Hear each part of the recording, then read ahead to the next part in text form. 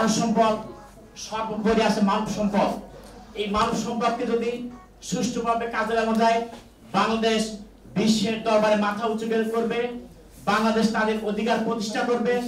আজকে অন্তর্বর্তীকালী সরকারকে বলতে চাই, আপনারা যৌক্তিক সময়ের মধ্যে ডিসেম্বরের মধ্যেই নির্বাচন দিন।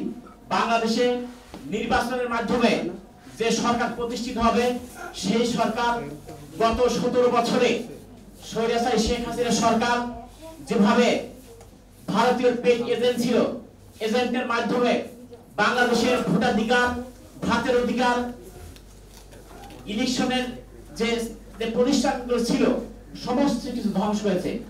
আজকে বাংলাদেশের মানুষ স্বাধীনভাবে কথা বলতে পারছে।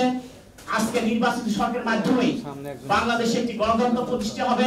সেই গণতন্ত্রে তাদের মত প্রকাশ করতে পারবে, তাদের কথা বলতে পারবে। আমার মাথা উঁচুকে থাকবো, বাংলাদেশের সকল আকাশন থেকে মুক্তি পাবো, এই আশাবাদ ব্যক্ত করে আমি আমার সংক্ষিপ্ত আলোচনা শেষ করছি।